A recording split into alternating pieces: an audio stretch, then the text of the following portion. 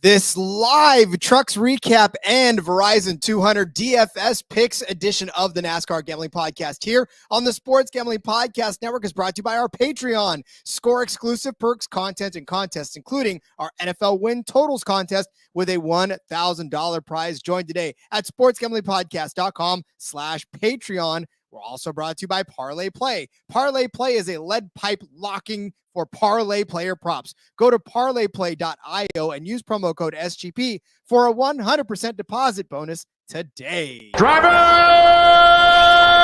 start your engine!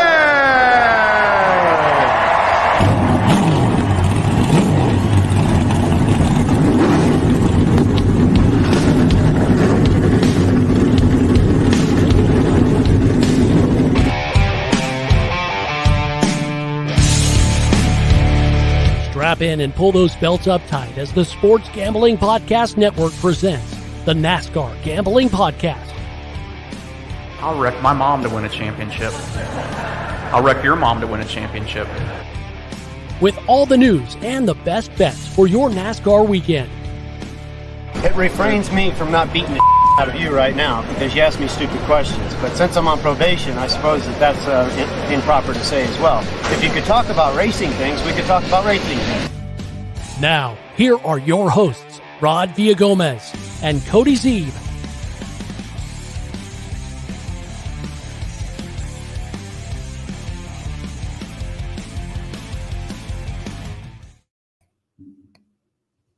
It's Friday night.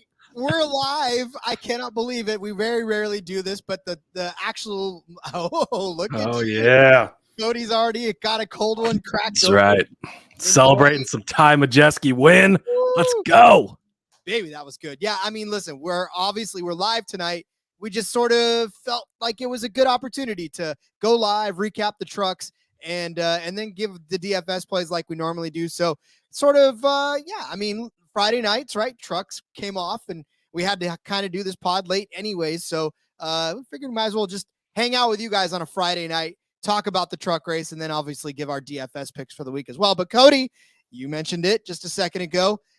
I mean, you got to the dock first, but we both definitely agreed that Ty Majeski was going to run away with this race. And Cody, what the heck did he even do? I mean, yeah, new career high laps led, absolutely dominated the race. I mean, that did anybody, I guess, led a couple laps, maybe. I mean, it was really, it was Majeski's night. There was no question that Majeski was going to do it. The biggest question, and we talked about this on the show, would he fuck it up? Would he make the mistake? We said, no, he's not going to do it. He didn't do it, and he easily walked away with it. What's up, Nick Fortune? Said he's been watching the Knoxville National Sprint Cars. Ask what I'm drinking. Sam Adams Flannel Fest. Ooh. Munich Dunkel. It's in their variety pack, their new fall variety pack, which has got the Oktoberfest, the Jacko Pumpkin, which one of my favorite beers. This is the first time I've had this one. Absolutely delicious.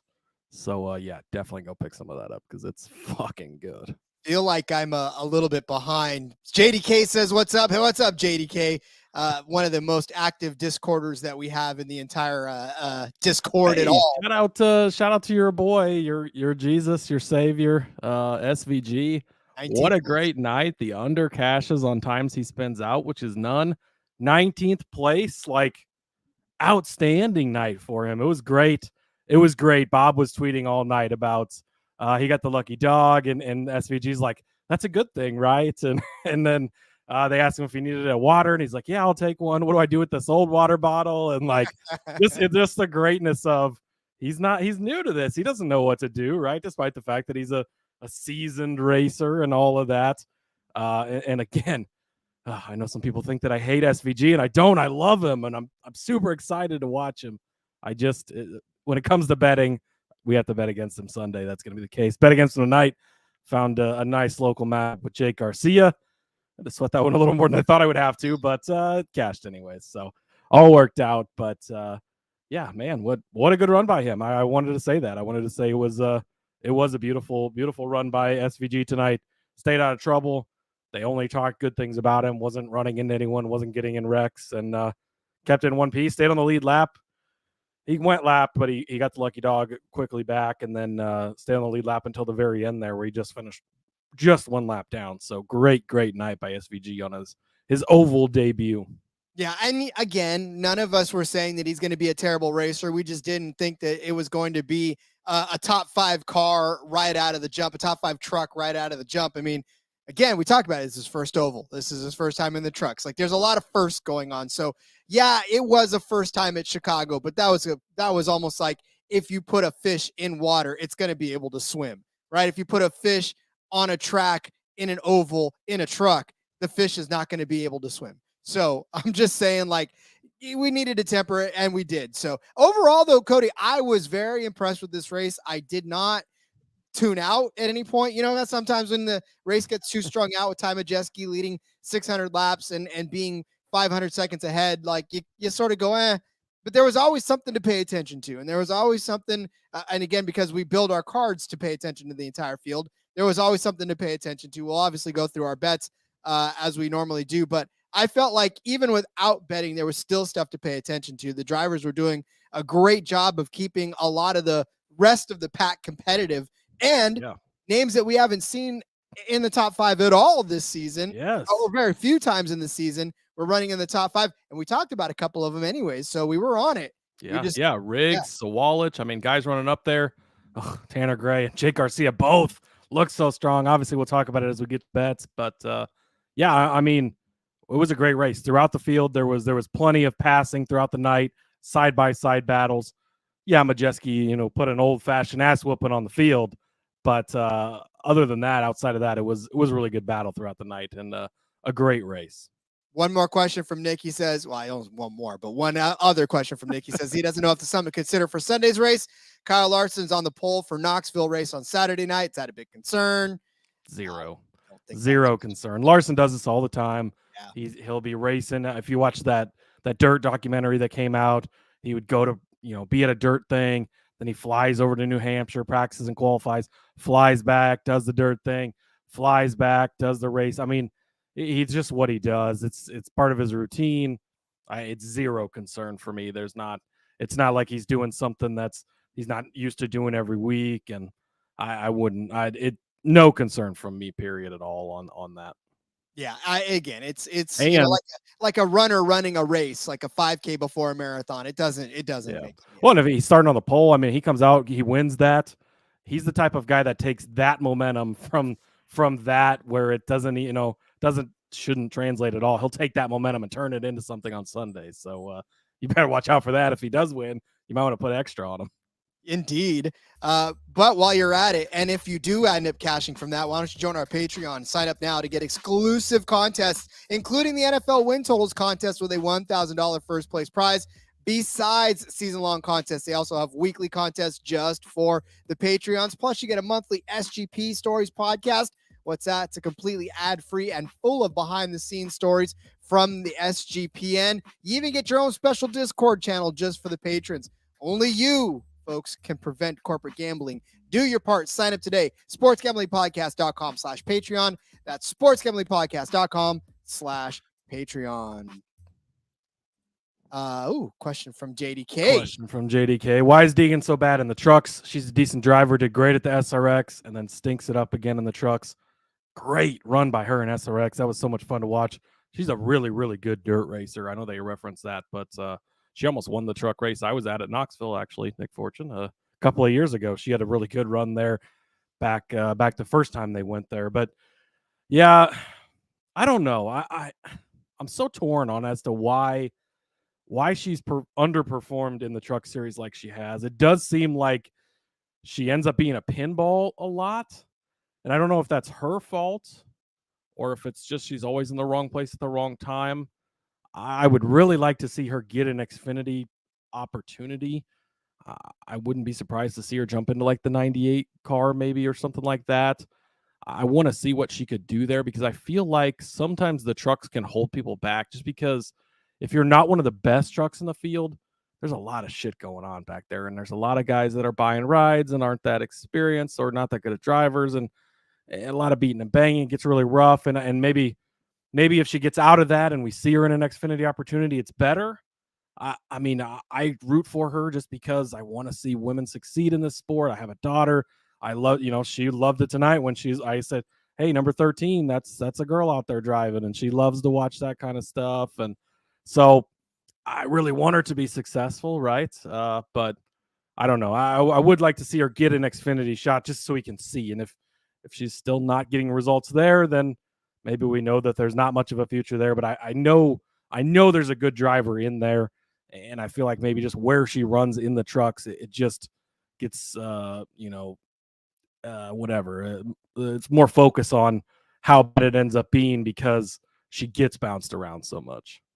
Right, Cape, what's good? Well, what's good is we're recapping a Ty Majeski old school ass whooping. That's exactly what that was. But right. To get back to the Deegan thing, and again, it's because when you are trying hard to prove your worth, a lot of times you put yourself in situations that you don't need to be in. And that could possibly be what's going on there.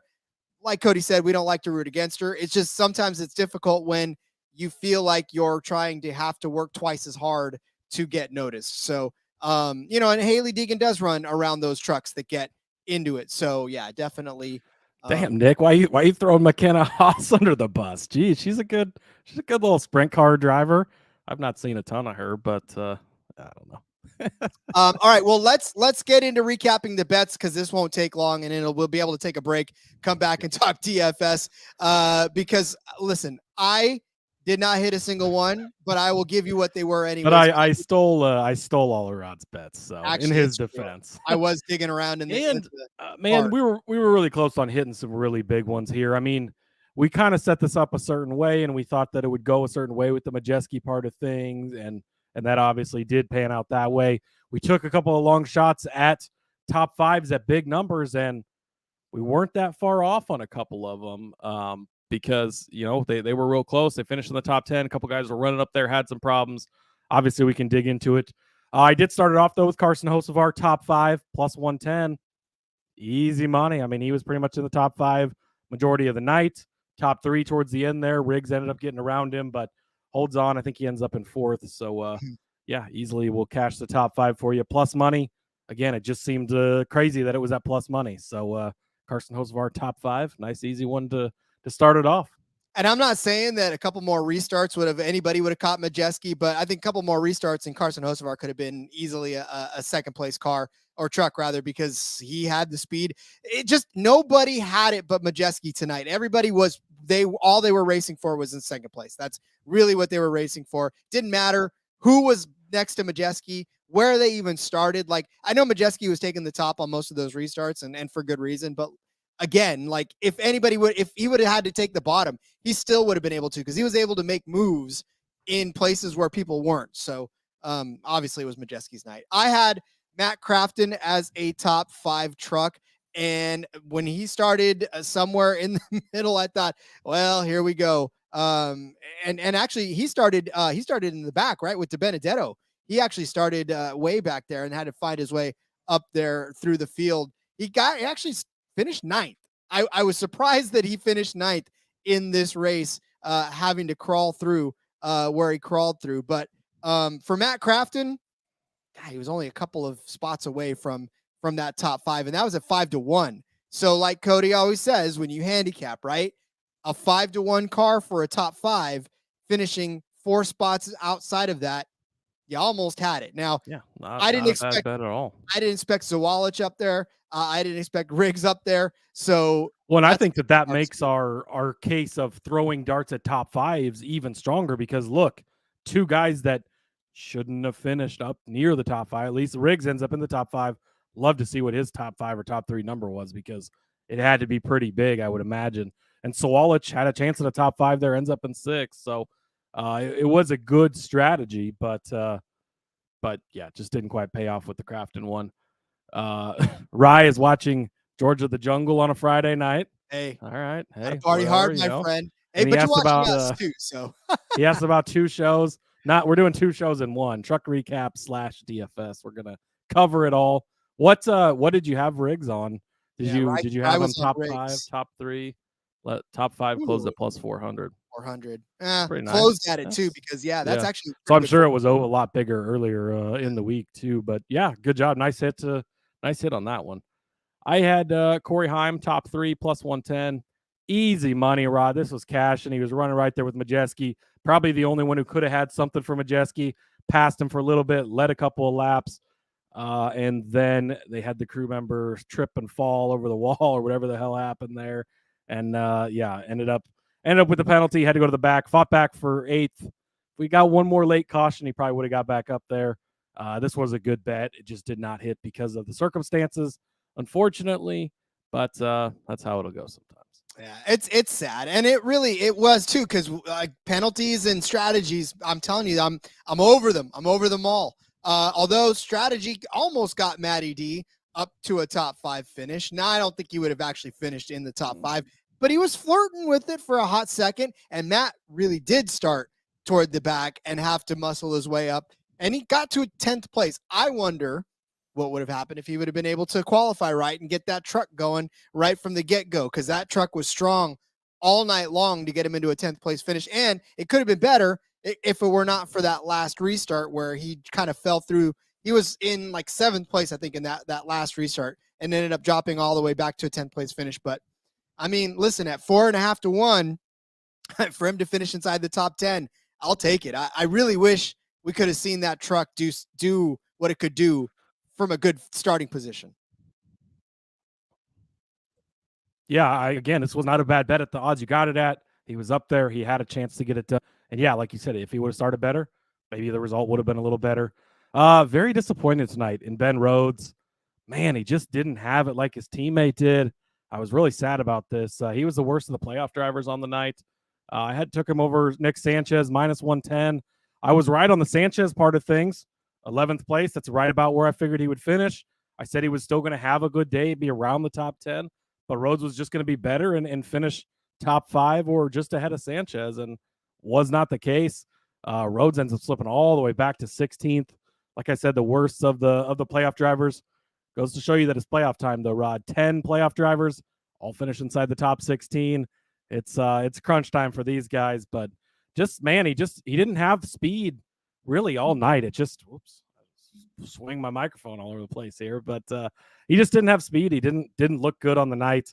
It was unfortunate. So really, there were some glimpses of hope. Maybe this head-to-head would cash on that last restart. I think he was one spot behind Sanchez, and then he just ended up slipping back and really didn't end up anywhere close. So pretty disappointed in Rhodes, because I really, really thought we were going to see a stronger truck from him tonight, especially when his teammate looked as strong as we had expected him to look. I figured that Rhodes would be right there with him, and they just flat out missed on it tonight. Yeah, unfortunately, it was the case for Rhodes, not his teammate. We'll talk about that in a second, but let's tell you about Parlay Play. We're brought to you by Parlay Play. Parlay Play is a great way to get down on your favorite parlayed player props. Football season, well, it's right around the corner, but it really is here. And Parlay Play is going to have all of your favorite props once the football season hits. Parlay Play is available in a ton of states, including, thank God, California and Texas. Plus, our good friends up north, if you live in north of the border, Parlay Play has got you in a bunch of provinces in Canada. When you sign up with our code, you're going to get a sweet bonus to get started. Head over to parlayplay.io. Use promo code SGP for a 100% deposit bonus up to $100. That's parlayplay.io. Promo code SGP. All right. Well, so Rod is the king of live reads. Rye says he is a true professional. You can tell he's obviously got the radio background and all of that, because he kills it with the live reads. And he does those, by the way. That's every episode we do. It's a one take shot. He's not redoing it. He's not, we don't cut things out of this. So he just does it every time. Well, okay, like I said, it's from my days of commercial radio where I only had 7 seconds to get in what I needed to get in, and I couldn't. On live radio, there's no. Oops, hold on, let me retake that. It's definitely it. What am I drinking, Nick? Good old-fashioned water from my. Boo! I know. Old man on a Friday night drinking his water. With the day I had, I probably should have about 4 of what I should already be 4 deep into that. So, all right, my next one. I was on the wrong side of this. Nick says he could listen to you every day, Rod. You have a great voice. Thanks. That's why we do 5 shows a week, so you can listen to them every day. It's true. It's true. My wife thankfully feels the same way, so I dedefinitely as do I. For me. But I was on the wrong end of this matchup. I had Will Sawalich over Lane Riggs -115. I should have taken the other side, and you said it too, Cody. I should have taken the other side of that. But I did argue with you on this one, didn't I? You did a little bit, and you were right. But here's the thing, right? They were both literally right there. And didn't I say it too? I said they're probably going to be close to each other. I didn't think they were both going to be inside the top 10, but I thought they would be close to each other. And we were right. I did argue with you a little on this. I knew Riggs had run 7th here last year in this race and everything. But man, I didn't see a 3rd coming from Riggs. I didn't see a 6th place from Sawalich. I thought that maybe be around 10th place we'd be seeing these guys battling this out. So props to both of those young guys. Sawalich is 16 years old, Rod. 16. That's absolutely ridiculous. He can't even enjoy that beverage that you have right now. For another a long time, 5 years. He's 5 years away from having a legal beer. Jeez, that's ridiculous. Ty Tiger in the chat. We love you too, man. We love these live shows. That's why we're doing it tonight. Lots of fun. Glad it worked out for us. Generally, we record our DFS shows on Thursday nights, put them out Friday early, but we both had a week and scheduling conflicts and weren't going to be able to get to it till tonight. And so tossed the idea out there, and luckily we were both going to be around, and it worked out nicely. I did hit this head-to-head. I had Carson Hocevar over Zane Smith +110. Rod, I know that he still finished good, and he manages to finish good every time. He finishes in 5th. Is it time to start panicking a little bit if you're in the Zane Smith camp? I know he keeps finding ways to get decent, solid finishes. That'll likely get him to Phoenix, and he'll have a shot at it. But he has not had great looking. And maybe it's because we don't get a chance to see him up front because he has to drive from the back every week. And yet again, they have a flat tire before the race even starts, have to change the tire. I got to go to the back. Man, it's just not been looking good for Smith lately. Again, results haven't been horrible. It's another top 5 finish, but as far as being in competition to win this or anything, he never had any chance on the night. And it's just maybe you don't have to be too concerned because the finishes are still there, but it's been rough for this 38 program for what we expect from him, I guess. And again, sometimes the expectations can be high because of what he's delivered in the past and how good he's been. 14 races since he won now. And that, for most drivers, that's a normal. But for Zane Smith, it's a little bit concerning. But again, this was Hocevar, has been on a tear. Rod, what was it? 5 top 4 finishes in a row on ovals. Now it's 6 because yet again, he finishes in 4th place. If I could bet on Hocevar to finish exactly, Hocevar and Austin Hill, if you could bet on him to finish exactly in 4th, you're going to cash that more times than you're not. But man, again, this was plus money. I was a little bit off of Smith this week, and that panned out again as Hocevar beat him in the head-to-head here. Again, another truck that I would have loved to have seen had a good starting position and be able to see what he could get. Because I mean, he was all the way in the back. He literally started dead last because they had to make the unapproved adjustments and had to fight back through all day, and he did. But man, it's still, I don't know. It's still concerning. You never see him actually running up front throughout the race lately. 100%. All right. I'm so floored by this one. I had Tanner Gray as the winner of Group F over Dean Thompson, Jack Wood, and Raja Caruth. Now, listen, hats off to Raja Caruth. I will take nothing away from that dude's run. He finished in 7th place in this race. And for a second, it didn't look like he was even going to clear a 7th place finish, but he managed to, because after the first pit stop, he got shuffled back. But and then the last stage, he was actually running around in the top 10 the entire rest of the stage. Dean Thompson had a wreck. Jack Wood. In fact, I'm even looking for this. Was he in the race? Well, I have to scroll. To scroll on to last week's. He finished 18th. Did Jack Wood? But he never and that's exactly. So 2 of the 3 guys you were going against in this one did exactly what you thought. Jack Wood's not going to show up because he never does, and Thompson ends up in a wreck more times than he doesn't. And so you hit those 2 right. Caruth was the one that got through, that had the good one, the good run. And then Tanner Gray. Oh, Rod. So Tanner Gray, he got caught up in a pit road incident in which, a restart violation. Restart violation. Nick's drinking one for me. Thanks, God. Have a couple more because that one killed me. Rod needs about 10 after today. After my day versus not hitting anything on the card other than the cosign on Majeski. But yeah, Tanner had that restart violation, black flag. He was ahead of everybody, for most of the race, other than Raja Karuth, maybe at a couple of points in it. No, but Tanner was running top 5 for a while there. Like he looked so good. And I had him, Rod. I had him top 5 at plus 900. I was looking at that and I'm thinking, oh, buddy, here we go. He's looking so good. I mean, he was 9th in stage 1, 8th in stage 2, kind of running right around in that area. Also had Jake Garcia plus 750. They kept talking about him on the broadcast, running 4th. He finished 4th last race. Oh, he's doing so good. Pit road. He has a slow stop, drops back a little bit, not able to recover after that, finishes 13th.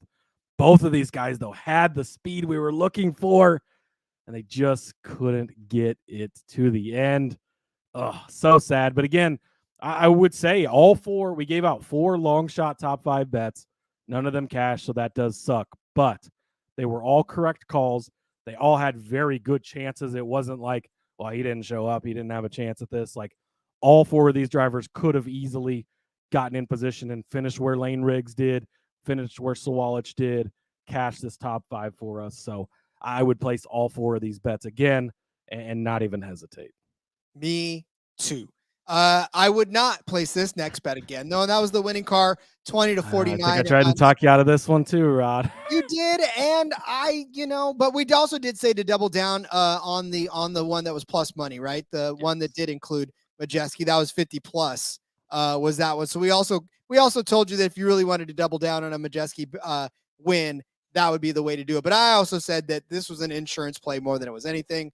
And listen, honestly, 20 to 49, there was no cars out there. So that was a bum one. Don't ever listen to me again on my winning car number. You're kind of on a cold streak here lately, Rod, on these. Oh, that's what I'm saying. Zane Smith finished 5th and Caruth 7th. Those were really the only ones close to that. So unfortunate.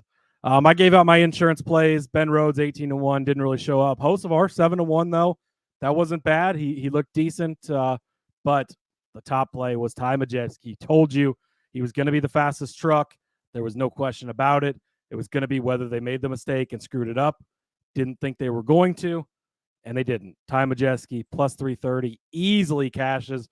Really, this one was never in doubt throughout the night. So that's the one we're going to hang our hat on for this race because this is the one I went big on. This is the one I felt really, really confident in. And again, it's not always sexy to take the chalky favorite guy, and it doesn't always pan out. But if you pick and choose your spots, that's what you got to do. And here we are, and it cashed. Yeah. Again, I mean, we knew the winner. I mean, the rest of it was sort of fluff, but we knew the winner. So, right, Charlie Day, is that an actor? Why do I not know? I feel like that might be an old person reference. Right. No, but I'm an old guy, so like I know. Yeah. So Rye's gonna have to explain that one to us. And then Nick says, "Yep, Rod helped me win some money last weekend."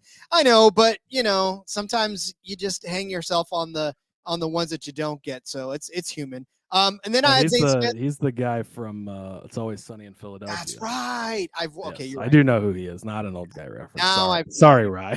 I've only watched a few episodes of that show, so I'm not necessarily hip on that one. But Zane Smith was my insurance play. He was actually on the front row with Majeski for a restart, but that was about all you can say. He did finish 5th, which was fun, but yeah, that'll end that truck race. Again, it was a good start to the playoffs. I tried to talk you out of this one too, Rod. I'm just saying. It was close. It was close. It was a toe. What did I tell you? I said that I had to pick somebody else anyway. You did have to pick somebody else. So we knew Majeski was going to win. There was no other person that we were. We were both heavy in on Majeski. It panned out. Very nice. Real quickly, just to update the playoff grid. Ty Majeski moves on to the round of 8. He is locked in. So the next 2 races, he can. Did he sweep? He swept the stages too, right? So yeah, 7 bonus playoff points that are added to his total when he gets to that round of 8. The next 2 races, free for all for Majeski. He can finish dead last. Doesn't matter. He's gonna move on to the next round. But if he wins stages, if he wins races, he's gonna rack up more points to carry over with him. Huge advantage for Majeski to get to the next round. They can already start preparing those trucks and looking ahead to those races. Heim is plus 47 to the cut line. Eck is plus 39. Hocevar 35. Zane Smith 29. Enfinger 24. Ben Rhodes is plus 4. Sanchez plus 2. Crafton and DeBenedetto -2 and -3 are the guys currently out. Of course, we have 2 more races. Milwaukee Mile in a couple of weeks. And then Kansas Speedway will be the cutoff for a round of 8. And Zane, as the broadcast loves to remind us, is a Milwaukee boy. So that should be a good one to watch too. Nick says you get 24 hours of whining rod for losing a bet. You got to move on. Oh, believe you me. I've exhausted all of those. Rye also telling us to watch Sunny in Philadelphia. Like I said, I've watched a few episodes. My wife wants me to watch a few more. I think I'll do exactly that. Have to dip back into that show. It seems funny. So, all right. Truck race is complete. Order of the day now becomes DFS plays. Let's step away one more time. Introduce you to another show that you will love from this beautiful Sports Gambling Podcast Network. And then stick with us as we give you our DFS plays for the weekend. Hey, everybody. If you play fantasy football, especially in auction leagues, or you're a whiskey fan. Yes, exactly. Check out the Sports Gambling Podcast Fantasy Football Channel show, Old Fashioned Football. Coming to you every Tuesday morning. Give us a listen. We'll bring you the latest fantasy football data, including The Injury Report, studs and duds, Waiver Wire Targets, and suggested fab. Market Movers. After all, we are the Marks. He is my hubby. And she's J Mark's wifey. And we're bringing all this to you while drinking an old fashioned and giving you our honest review of a different whiskey every week. All that and more. Hop on over, give us a listen, come for the football, stay for the whiskey. This ad's almost done. Going once, going twice. Sold. So you know how much I love, Justin and Miranda. They just sent us a picture from the Fantasy Football Expo where they are giving out tastings of the whiskey that they've got out there and entering some folks into some fun contests. My FOMO right now is through the roof. I texted them. It's very sad. Yeah, that was very rude of Justin to send that to us. I love it. But listen, they look good. Look like they're having fun. But they do, and they look like they belong. I wish that we were there with them. Yeah, me too. I'll tell you right now, I would play other show promos if people would give them to me. So if you're listening to this and you host a show on the SGPN, just go ahead and give me one. I'll play it. I don't care. Okay, all right, Cody. Before we get into our picks here, Rod, I want to give out a pick that just needs to be said because of the circumstances. William Byron's car is still failing tech, basically. He failed 3 times today in tech and passed in the 4th time. So he will not get to qualify, and he will have to start with a drive-through penalty. So as they take the green flag, he'll be going through the pits. So he's going to have to start dead last for DFS purposes since this happened before qualifying, and he's not allowed to qualify. He will be scored dead last. So William Byron is almost basically you have to play him because there's almost no downside. He can't get you negative points starting dead last, and he's got a huge upside. He's 8,900, so he's not even that expensive. So William Byron, you've got to plug him in there. It's going to be rough for him from the start. And the one thing that could really hurt him, Rod, there is no stage cautions. So he's going to be behind the field to start, right? And he'll probably catch up to some of the slower cars at first. But if there's a quicker caution or a caution earlier on in the race, shouldn't be too big of an issue. It'll catch him back up, and then he'll have his opportunity to advance from there. If we go the entire race like we did last year without natural cautions, there was stage cautions last year, but if we get till the end before there's a caution, that's where it could hurt him because he's going to be starting so far behind the 8 ball. But likely he's not going to go a lap down early on there. And so shouldn't have to worry too much about that. But William Byron, at this point, obviously practice has not happened as we're recording this Friday night and qualifying, so we don't know the starting lineups like usual when we do these shows. But he is the one guy we do know will start dead last. 8,900, you're basically going to have to plug him in. And Byron wins in OT. Rye says, hey, you never know, right? And actually, it would be interesting. Let's look and see if his odds have slid much. He's an okay road course racer. I probably wouldn't be on him to win this race anyways. But for DFS purposes, I think that's very important to highlight. So what he's probably loving is the fact that they've moved the restart, because for him, I could only imagine being in the back, starting in the back, and just trying to dive bomb into that first turn the way they were before. Because, boy, I mean, either you just hang back and watch the chaos happen, or you try to get in on it. But yeah, I'm assuming he's probably going to be very happy that restart has changed, so he doesn't have to necessarily get all mixed up in it. But yeah, he has 20-1, which not really that attractive. I probably would not bet that. Actually, I wouldn't have done it if he started in the top 5, so it's all right. But all right, well, Cody, shall we load up some DFS plays for this slate? I will preface this by saying that, as we know, this is a road course, right? There are only 82 laps, so laps led is not necessarily something that you're gonna try, because, I mean, obviously the people that start up front are probably gonna lead some laps, but you want to nail the right guy that's going to lead the right number of laps for these, because there's not a lot of laps to really lead. So you have to get the right person. In fact, if you were looking back at last season, Tyler Reddick led 38 laps on this one. The next person that led the other net was 17 for Christopher Bell. So again, not a lot of laps to go around. Also, Brian Blaney led 17 laps. So we got to identify the ones that are going to lead some laps and get some fastest laps for you. Hopefully that comes from within the field. But, I mean, this is all about finishing position and getting that lead guy. So we always tell you play multiple cards anyways. So we're going to spread some of these higher guys out around these cards to help you sort of build the right lineup for you. Yeah, and so Caesar still has Byron at 20-1. Superbook, he opened at 20-1, but he has moved 30-1. But again, I still wouldn't as far as betting purposes. But yeah, it is going to be important to get the guy who dominates this race. I don't know if you have the app for DraftKings pulled up, but Shane Van Gisbergen looks a lot like Kyle Larson. It's hilarious how much they have a picture of Kyle Larson. That's what I was going to say. I'm clicking on it right now. So often they have the wrong pictures associated with drivers. It's pretty funny. But first, let's talk real quick about the fact that Van Gisbergen is $10,100. It's Truex Reddick SVG. You guys, please don't do it again. And we talked about this on one of the episodes. Maybe it was the Truck Series episode. Earlier this week, he had 29.7% of the handle at MGM was bets on SVG. Again, I don't want to hate on the guy. Love what he did tonight. It was great. I do not see him winning this race. He is going, if he's that much bet on, his DFS ownership is going to be through the freaking roof. If you want to go with everybody else, play him. But I'm telling you, you want to be different, don't play SVG. I will say he's going to look good in practice. He's going to qualify well, and it's going to be tempting.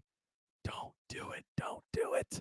Or listen, if you're going to do it in a multi-entry tournament. Do it in one where you don't he's going to be so owned in the I know, he's and that's the thing. Heavily. You have to be different. And you do. But I'm saying in a multi-entry, you can burn one. If you're going to enter 50 lineups, then one of them can have him in there. I don't care. That's just in fine. case he leads every lap and wins. But exactly. I think it will be important to get the guy who's going to lead a lot of laps.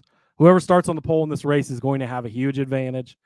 If it is SVG and you want to roll the dice, but that starting on the pole is going to make him even more popular. He's probably the one guy I will not play in most lineups if he starts on the pole. If Reddick starts on the pole, it's going to be him. If it's Hamlin again, I would like to toss that out as an official bet. Hamlin to win the pole. Do we have pole odds, Rod? Sorry, we don't have pole odds. Unfortunately, you haven't seen any. No, I haven't seen any. There's no pole odds. Unless anybody out in the chat. Have you guys seen pole odds? Obviously, we always toss it out to them in Discord. Why is there not pole odds? Jeez. No pole odds. That's bullshit. Yeah. Okay, I'll get into my first play now, I suppose. Okay. I'm going to scroll down 1, 2, 3, 4, 5, 6. If you would have told me at the beginning of the season, Rod, we would go into a road course and Kyle Larson would be the 6th highest priced driver, I would have told you were crazy. I would have called the authorities and you would have been put in a mental hospital. But that's where we sit. We talked about him on the betting episode. He is being overlooked this weekend. And it's absolutely ridiculous. Kyle Larson, since joining HMS, has 7 top 5 finishes on road courses. He finished third here, led 28 laps in 2021. Kyle Larson, you think of road courses, and he's the first guy that comes to mind. And I get that Reddick has been the one that's been the best lately. Yes, but Kyle Larson is still Kyle Larson. He can do Kyle Larson things. We talk about him so often on how he's not. It's not, you can't bet on him because his price is always so low, and it's just not a good week to bet on him. And this is the week. This is the week you get in on Kyle Larson because he's being overlooked. He's being undervalued. You get him in DFS. You bet on him. This is your chance to do it because he comes out, he dominates this race, and he wins. You're not going to say it's going to go back to plus 400 every week. He's going to be right at the top of the board where he's been before. His slipping up lately where he's still been getting good finishes, just not dominating. I guess Zane's of the Cup Series right now. But I'm telling you, this is the week for Kyle Larson. I'm calling my shot with it. So Kyle Larson, and he's only 9,600. Again, you look at the board, Truex at 10.5. It's Reddick at 10.3. SVG at 10.1. Then it's Elliott at 10,000. And then you get to Kyle Busch at 98. And then it's Kyle Larson. So love Kyle Larson at this price. And I think that him and William Byron are good starting points. Yeah, and that's the thing, too, about Kyle Larson. It's just, and I know, Ryan, Kyle Larson has been, but listen, we talked about it, too. The fact that we say that, but he's still been pulling some decent finishes out of his asses. Like, I mean, yeah. So if you go over the last 5 races, he's got 2 top 5s, but then he's got a 36th, the 20th, and a 19th. So I get it. It's not been the best run ever, but it's still Kyle Larson. And if he's gonna start doing it at some point, like, and I just think that people are thinking Kyle Larson's been poop emoji, and so they're not going to play him this week. And I think this is your opportunity to get in when everybody else isn't. And on a guy like this, that's where you have to get in. And like Nick said here, if Larson wins the Knoxville Nationals, he's going to be a great bet.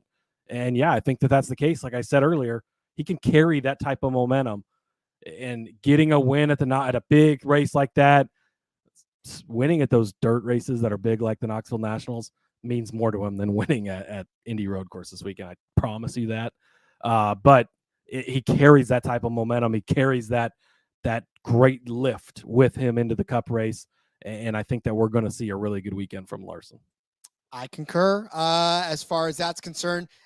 Again, I don't know that he's going to win, but I think he'll probably have a good solid finish. He may even lead some laps along the way. Yeah, and he might not, but he's also got that upside. Could lead every lap in this race, and he could win this race. He's got that upside as well. Even if he just has a good solid day for you, I think you can expect that from Larson. And what you're hoping for is that other people are feeling as if he is poop emoji, therefore he is not worth putting on the roster. And SVG. And SVG. Here, they're playing checkers with SVG, and you're out here playing chess with Larson. Amen to that. Speaking of playing chess, I will play big time chess, and I will take AJ Allmendinger.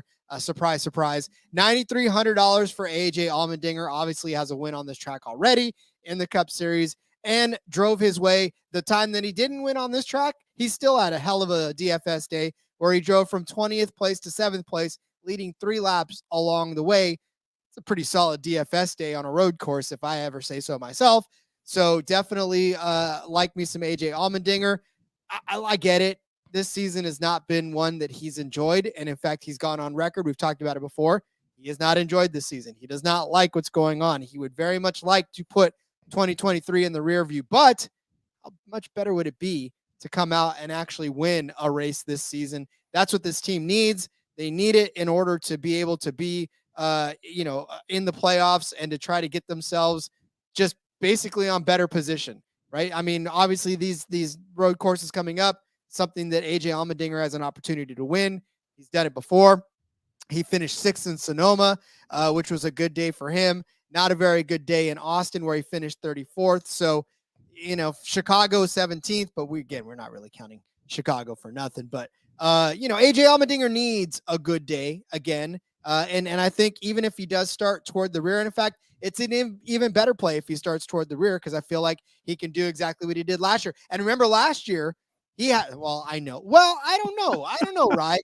Allmendinger has no heart. The The dude has driven through no cool suit in that one race, right? He got out and had to basically take an ice bath on the side of the track after that one, and no power steering in Sonoma. Like, he very easily could have parked both of those cars and said, I'm done. But he muscled through. And I mean, I got to give it to a guy because, listen, if it gets too hot in my office, I don't want to do my podcast. And I'm sitting in my damn chair. Like, it, you know what I'm saying? Like, the dude's in a car, battling at 100 and some odd miles an hour. And I'm only in here on a microphone, and I still don't want to do my job. So I'm just kidding. But again, I would say that AJ Allmendinger, for what he can do on tracks like this, he's going to be a solid DFS play just about every single time. And maybe because of the fact that, a lot of people have this opinion about him, they're going to be off of him too. So you can sneak him in there in a GPP where, maybe some unsuspecting folks are not necessarily big on AJ Allmendinger. So, that'll give you a little leg up. Here's my AJ Allmendinger DFS advice. Hammer him tomorrow in the Xfinity race because he's going to dominate, kill everyone in that race. Yep. So, yeah. But next up for me, I'm going to take Michael McDowell, 7,500 rod. He gets it done on road courses. 7th place at Sonoma, 12th place at Coda. The Roval last year, a little bit rough, 27th, but Watkins Glen, 6th place. He led 14 laps that day. 8th place in this race last year at the Indy Road Course, 8th place at Road America last year, 3rd place at Sonoma last year, 13th at Coda last year. You go back, and he's just got good finishes throughout his time, especially once he came to front row in this number 34 Ford. They're racing for points. He is right there on that playoff bubble. He needs to get points. He needs to have a good, solid day, and we're right in the Michael McDowell wheelhouse. 2 road courses and a super speedway. This is exactly what he wants. He currently sits 3 points behind Ty Gibbs for that 16th position. He is going to be trying to have a very good day here, and they need to make the most of their day. 7,500, I think, is a very, very good deal for Michael McDowell. And the fact that now he is locked up in a contract already, he's got security. He doesn't have to worry about trying to find another ride next season. I mean, there's something to be said about feeling good about where you're at. So maybe that does kind of calm him down a little bit more, puts him in a good mood for this race, and he'll be able to go out and run a nice clean one. I'll take it for that as well. All right, I'm going to go with my just kind of bingo free card, right? And with Brad K at $6,900. It's tough on a road course. I get it. But there's a possibility that he could do good things. He hasn't had a good finish in the last couple of seasons on this track, but he did start 31st 2 years ago, finished 24th. There's a little bit of movement. And listen, he is $6,900, right? We're really not asking a whole lot of him. We're really not asking a lot out of him, right? And he's actually overall averaging. We lost some people when I said Brad K. That's funny. 35 and a Two half. people turned the stream off. They're like, fuck this. They were like, this guy doesn't know what he's talking about. He's averaging 35 and a half fantasy points per race so far this season. That is 8th place among active drivers that do this all the time. When you sort by fantasy points per race, SVG pops up as the first one. Don't get suckered into that. He ran one race and he won. But no, he's 8th among active drivers is Brad Keselowski as far as fantasy points per race. He gets you good points, all it's solid. 60 points last week, 80 points the week before that, 24, 44, 50, 45, 39. I mean, I'm telling you right now, and listen, I love what this is exactly what I was about to lead into next. Brad used to be good on road courses. Yes, he did. And RFK is all time. Hey, somebody came back rather. They thought maybe you were done talking about him, or you made a good point and they turned back in. Yeah. But no, one of the all-time greatest finishes ever. Him and Ambrose battling it out at Watkins Glen. Like, oh man, what a race. If you don't know what I'm talking about, Google that. Ambrose and Keselowski, Watkins Glen. Whew, best 10 minutes of your life. And listen, so when you go through some of the other finishes that he had 39 points at Sonoma, so a pretty good day for him there.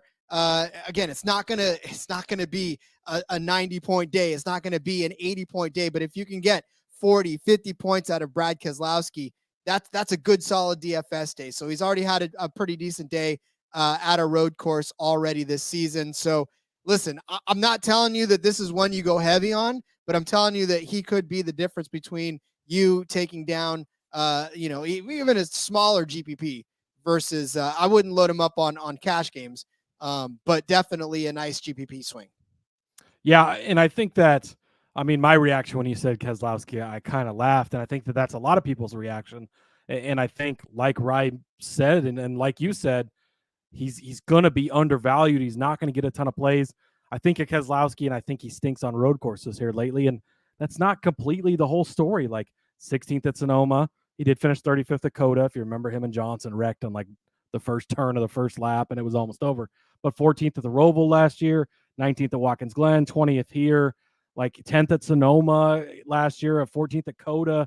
Those aren't great finishes, but the JDK. Oh, your comments, buddy. You're killing me. But to my point of Keselowski, like he's actually not done that bad.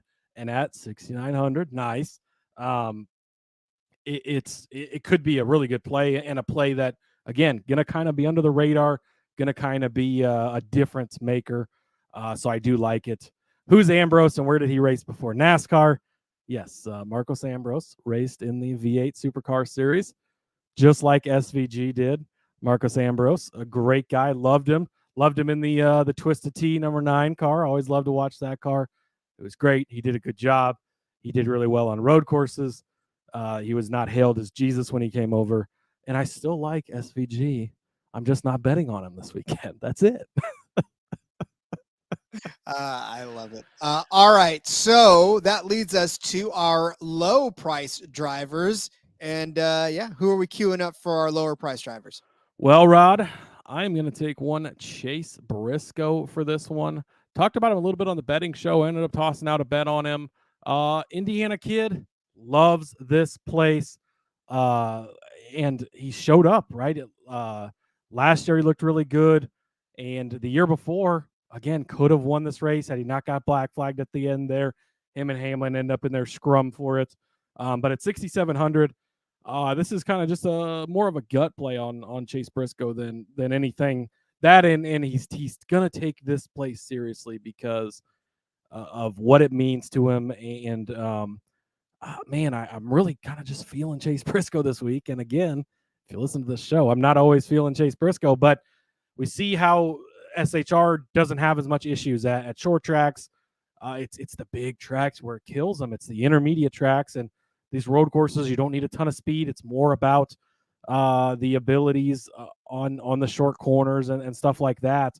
And Chase Briscoe's a type of guy that can do that. He was really good in the Xfinity Series. I think, did he win? I feel like he won the first Xfinity race here at the Indy Road Course. I'll have to look into that to see. Road course. Because I think he won. Didn't he beat AJ Allmendinger the first one? Let's see. As far as wins are concerned, it was in Xfinity. Xfinity on the road course. It is AJ Allmendinger 1-1, and they're not even showing me Briscoe. So let me 2021. Let's do this. Look at you guys this is the first time that we've ever really had to like stop and actually look something. We're actually going to look this up as we go. Oh, it was Austin Cindric. Cindric won the year before. So I was thinking it was Briscoe. Briscoe won 2020. Pennzoil 150 at the Brickyard. There you go. See, I knew he won one of them. There you go. Look at that. Live research. I rest my case. I knew I was right. I just had to find the numbers to back me up. I love it. All right. So Chase Briscoe. I don't know. I like, if you look, like 2 races at Road America, he's got an average finish of 10. 2 races at Charlotte Roval, 15.5. Coda, 3 races, 17. Watkins Glen, 2 races, 17. Like, it's not bad results for him at all. And then again, like, Indy Road Course is kind of skewed because he was disqualified in that first race, but he was running up front. He did really well in that race. Why do the ads always want to pop up when I'm looking for something specific, Rod? Well, because they got to make money too, Cody. I know. And I love advertisers. Go support the advertisers. Pop up when I'm done. He did lead. So he led 12 laps in 2021 before he obviously got disqualified at the end of that race. And he did lead 5 laps last year. He won stage 1, 7th in stage 2. yeah, he was running up front throughout the day and looked good. So I do think that Briscoe is a good play this week at 6,700. All right. Well, yours has probably got a lot more chance of hitting something good and returning than mine, but I still think mine is a pretty solid investment given there's probably not a lot of people that will be rostering Jensen Button in that 15 Rick Ware car, but those people will be casual NASCAR fans entering those casual contests that you should be cleaning up on anyways, and they're the ones that don't know who Jensen Button is. They're the Nick Fortunes of this and say, who's Jensen Button? Oh, I'm sorry. They're the JDKs of this. And who's Jensen Button and where did he come from? Well, Nick Fortune taking shrapnel for no reason. I'm sorry. And he finished my beer a while back. So hopefully he finished me another one and he doesn't remember I said that. But no, listen. So for Jensen Button, he was a Formula One driver, obviously a Formula One champion, the real Formula One champion of that.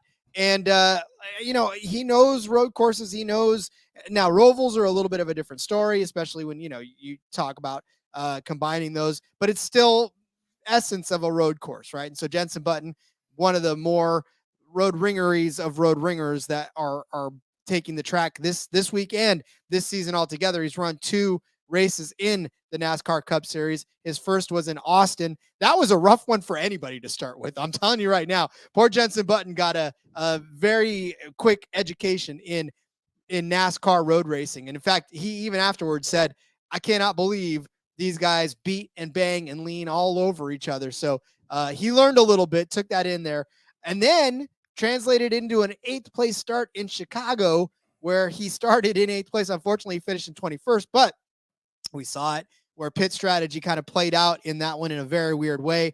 Obviously, SVG ends up winning the race because of all that. So, well, maybe not because of it, but no, yeah, hey, I'll give him credit there. He was like 18th on that restart, found his way back to the front. So good job to Jesus himself. But for Jensen Button, unfortunately, he did not get the same sort of giddy up. But Jensen Button is 6,600 this week. If you can get a 31-point performance like you did out of him at Echo Park, right, then I will definitely take that, because that is a good solid return on a very low price driver. And listen, when I'm digging around underneath here, Bubba Wallace, not on a road course. Eric Jones, not on a road course. Austin Dillon, not really anywhere, especially not on a road course. Haley, no. Gilliland, I was going to pick Gilliland for a second, but then I was like, no, I'm okay. Almirola, Rockefeller, Stenhouse, you just can't. Lally, I'm surprised you didn't pick Andy Lally, but yeah, but I love Andy Lally, but the results are not there in the Cup Series. He's not gotten it done so far. It's rough. I mean, we kind of came up to the 66, 67 range just because it's rough at the bottom. But I mean, if you plugged in our big guys in Larson and Allmendinger, you plug in Byron with that, you go with Keselowski, McDowell, and then if you put in Briscoe, you still have 1,100 on the table.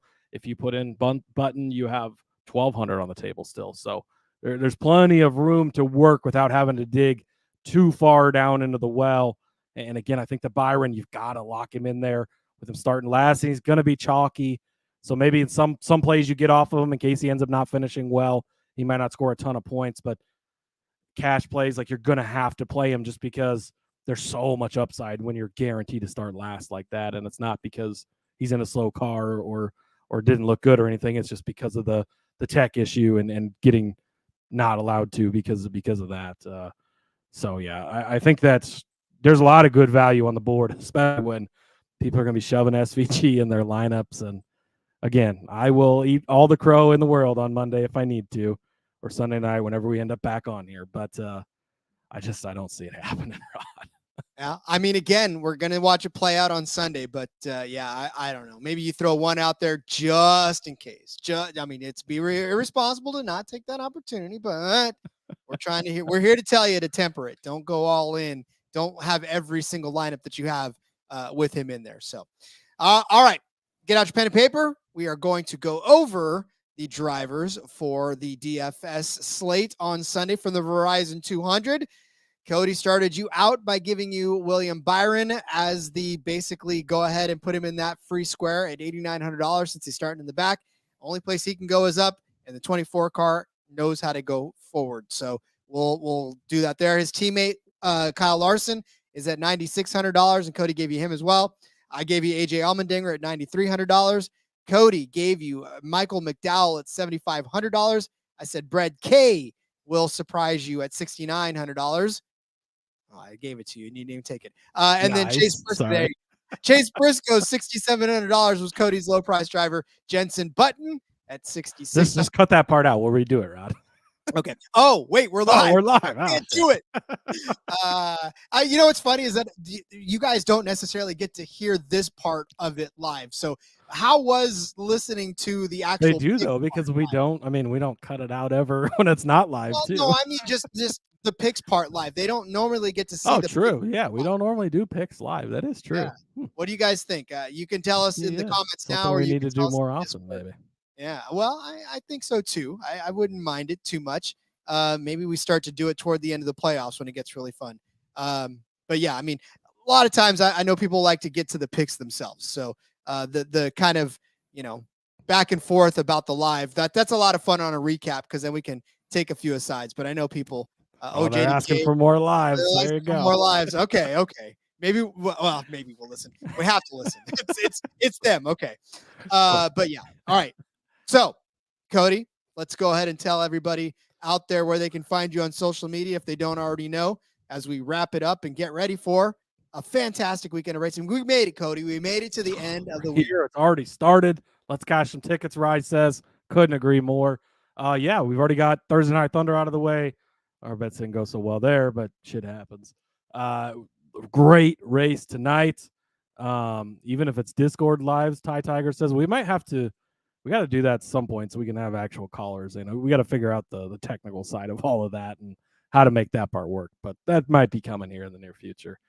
But yeah, excited. Now we get some road course racing. Don't forget to check out the F1 Gambling Podcast. Hopefully you listened to that early. Got in on Christian Lundgaard early. On the pole, outside row one. Graham Rahal. Graham Rahal on the pole, but Lundgaard's going to run away with it quickly after that. Excited for that. So check that out, though. Get our picks from over there. And yeah, follow me on X at Husker_Zeeb. You can find all my work over there. Yeah, there's a ton of shit. So go check it out. I see you're starting to feel my pain at this point. Right? I don't have time to list it all. We ain't got time for that. Right? Yeah, I swear to God, you guys don't want to listen to me listen to everything. Yeah, so I'm on X at RJ Villagomez. Link in the bio. Everything I got going on, whether it's here, whether it's in between media. Fast Money episode out on For Frequency's Sake YouTube page. You can find that also on my X. So not with my ex. She doesn't have any of it. I don't care. We'll be back next week. Thanks for joining us, everybody. This is what you get it late on a Friday night. I need to go have myself a couple of what Cody's got going on right now. So I'm doing that right after we get off of here. We'll see you guys later. Allmendinger tomorrow. Hit him. Allmendinger tomorrow. Yeah, don't miss out on that one, guys. It's going to be the time of jet ski of that road race tomorrow. Yep. So enjoy. Tip a few back. We love you all very much. Until next week, let's go racing and let it ride. The darkness will be lying